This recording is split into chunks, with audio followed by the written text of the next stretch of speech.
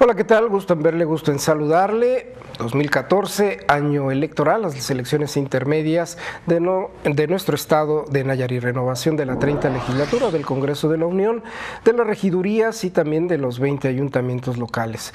Un proceso que implica nuevas adecuaciones a las leyes, hay adiciones a nuevas leyes y nuevamente Nayarit es piloto, por así decirlo, con estas nuevas reglas.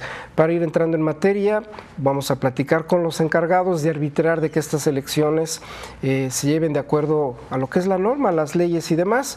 Y además está también con nosotros un analista político, Luis Ignacio Palacios, y mi agradecimiento al presidente del Consejo Estatal Electoral, Sergio López Zúñiga, y también al magistrado presidente de la Sala Constitucional Electoral, el magistrado Pedro Antonio Enrique Soto. Muchas gracias por estar aquí. Y un primer planteamiento, así en general, ¿qué modificaciones presenta la ley electoral estatal para este proceso?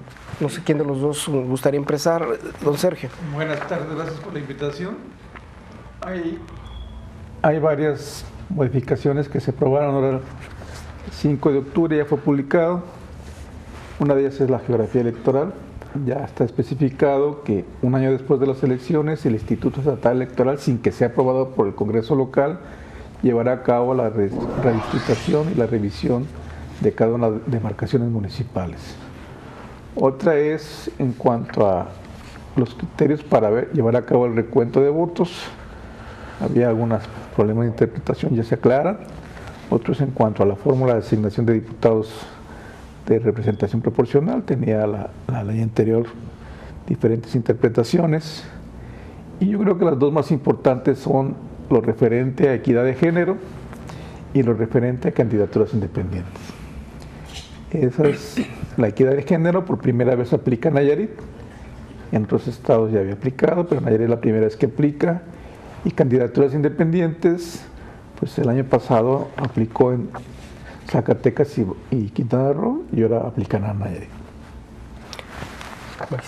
Bueno, yo creo que esa es la reforma más trascendente, como lo dice el presidente del Instituto Electoral. Estrenamos una legislación que regula las fórmulas en donde se obliga a los partidos políticos a preservar criterios de género, un 60-40. Esto significa que los candidatos que registren los partidos deben guardar una proporción en un mismo género 60, en otro género al menos 40. Y esto es algo importante. Esto no significa que el 60 deben ser hombres, el 40 mujeres. Puede ser indistinto, pero respetando este parámetro. Y efectivamente la reforma también importante tiene que ver con reglamentar, regular las candidaturas independientes. Esto que es una realidad ya a nivel federal en virtud de la reforma constitucional federal, y que Nayarit, junto con estos estados que menciona el licenciado López Zúñiga, pues es pionero también en esta experiencia. Y bueno, pues están dadas las reglas del juego ahí. Ahora habría que ver cómo los actores políticos, los ciudadanos, van a aprovechar estas figuras para poder ser o contender por esta vía de la candidatura independiente. Si me permites, ahorita en esta reflexión que hacen los funcionarios electorales nayaritas, pues por obvias razones yo creo que bueno, pues, están bien enterados de lo que es el tema, pero ¿qué pasará con los candidatos tradicionales, aquellas gentes que están ahí, los partidos políticos, que están acostumbrados a, ¿qué diremos?, a las excusas artificiosas? ¿Sí? ¿Cómo van a empatar aquí? Lo particular, yo estimo que lo que sucede en Nayarit es parte también de las graves servidumbres que tenemos en México, ¿no? Tenemos una legislación demasiado prolija, incluso hasta confusa en algunas cosas, del modo que las reformas que dice Sergio se aprobaron en el Congreso en el mes de octubre, vinieron un poquito a limpiar y a llenar esos vacíos de interpretación que sirven de fundamento, ¿no?, para un sinfín de acciones ante la entidad correspondiente, que es la Sala Constitucional Electoral, que son acciones a veces tan insustanciales y tan pueriles, ¿verdad? Porque hay una incultura muy manifiesta en los partidos políticos. Y hay una incultura también en muchos de los aspirantes dentro de los partidos políticos para hacer su protagonismo, algunos con formas novedosas de tratar posicionarse en la sociedad o con una base social que tengan los partidos, y algunos otros de una manera pues muy rocambolesca, ¿no? de tener la parte sustantiva de la política. Nosotros que leemos la sociedad, siempre hemos pensado de que la política es la disciplina más elaborada de la conducta humana, y pues ahora cualquier pelafustán ignorante, torpe, que no sabe ni hablar, no tan solo quiere ser regidor o edil, quiere ser gobernador del estado. Pasaba, ¿no? Independientemente de la ley o no. Sí, pero precisamente este nuevo escenario es un escenario inédito, porque no sabemos en este instante cómo van a reaccionar y de qué manera se van a articular las ambiciones políticas de los cuadros políticos que ahí están, y de qué manera los partidos políticos van a procesar este nuevo escenario electoral. Entonces, tenemos un escenario, una condición todavía inédita. Y a mí me preocupan varias cosas, porque la legislación es muy prolija, es amplísima. Son reglamentos casi, y la ley de justicia, por ejemplo, electoral, es casi casuística, no son normas de observancia general. Entonces, los magistrados tienen una enorme responsabilidad, además de que el Consejo Electoral, de darle racionalidad a todo esto, porque los nayaritas estamos siempre hipercentralizados todo alrededor de la política, ¿no? Entonces, la ley que tenemos, la ley de justicia electoral, las reformas últimas, vienen a crear, pues a limpiar lo que estaba entorpecido, a llenar esos vacíos. Y hay muchos temas pendientes que es prudente que aquí a los titulares, tanto del órgano electoral como el órgano de justicia electoral constitucional, pudiésemos ver hacia adelante, ¿no? Hacer una especie de prospección. Yo traigo un catálogo de problemas que surgen en todo proceso político electoral, pero habrá que ver de qué manera, ¿no? ¿Cómo estamos en Nayarit? Yo no sé cómo lo ven, pero bueno, ni el presidente magistrado ni el licenciado López Zúñiga es la primera vez que están en un proceso electoral, ¿sí? Yo creo que ya traen una experiencia y que a lo mejor, como todas las cosas que inician nuevas o que son nuevas, pues eso que les va a hacer aplicarse más a lo que dice la ley, ¿no? Interpretarla correctamente.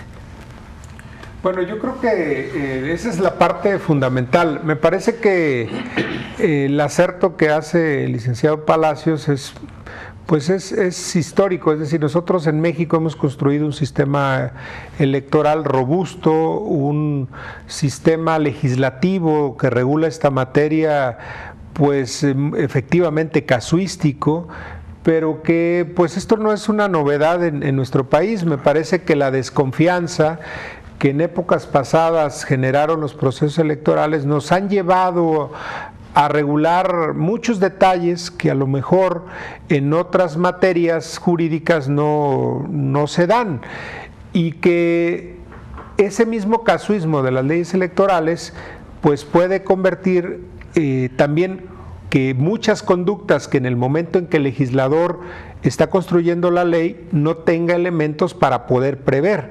Y estos son aspectos pues muy importantes que luego habría que resolver cuando los problemas se presentan. Y solo pondré un detalle, por ejemplo, ¿no? Pondré un detalle. Durante muchos años la legislación estableció que los partidos políticos, al momento de registrar su lista de candidatos de representación proporcional a regidores y a diputados, registraban una lista inicial. Pero ya pasada la elección, las autoridades electorales decían, oye, a ti te tocan 3 diputados. Y entonces el partido, decía la ley, y sigue diciendo la ley, una vez que sé cuántos diputados me tocan, el partido decide de esa lista registrada a quién le otorgo la calidad de diputado. Sin embargo, nunca había ocurrido problemas con esto, pero bueno, por ahí apareció un planteamiento y se dijo, oye, es que yo estaba en primer lugar, ¿sí?, y me estás moviendo al quinto y el del quinto lo estás llevando a primer lugar y entonces eso viola mi derecho político electoral. Bueno, esa circunstancia no la habíamos vivido porque era una dinámica propia de práctica de los partidos y que era aceptable o aceptada por los propios militantes. Sí. Entonces, hoy el legislador, pues ese detalle, a partir de la experiencia de 2011, pues ha tratado de corregirla y ha modificado en esta parte la ley. Eso no significa que eventualmente no puedan surgir nuevos problemas. Entonces, creo que una legislación, en el momento que se construye de forma abstracta, tratando de prever todas las circunstancias, pero esa legislación se prueba, se obtienen sus fortalezas en el momento en que se aplican a los casos muy específicos, a los casos concretos y los problemas que los partidos, que los militantes, que los ciudadanos, que los candidatos pues puedan presentar ante las autoridades electorales. Licenciado López Zúñiga, con su experiencia y además este escenario de estas elecciones con estas nuevas reglas, ¿qué espera usted? Mira, en primer lugar, en equidad de género, pues es obligatorio para los partidos políticos presentar candidatas mujeres. Entonces vamos a ver una gran cantidad de candidatas mujeres. Ya lo dijo el presidente de la sala. Dice 60-40 en algunos casos, pero en la práctica, ¿qué vamos a ver? En la elección de presidente y síndico es 50-50, porque el presidente es de un género y el síndico es de otro. En las elecciones de representación proporcional es 50-50, porque si un partido político tiene derecho a 2 diputaciones, una será de un género, otra será de otro género, o de regidores, es lo mismo. En la elección de regidores de mayoría relativa no puede ser 50-50, porque en Nayarit los municipios están integrados por números nones de regidores. Hay municipios con 5 regidores, con 7, con 9 y con 11. Entonces habrá de 3 y 2, 4 y 3, entonces ahí podrá ser el 60-40, pero obligado porque así están compuestos.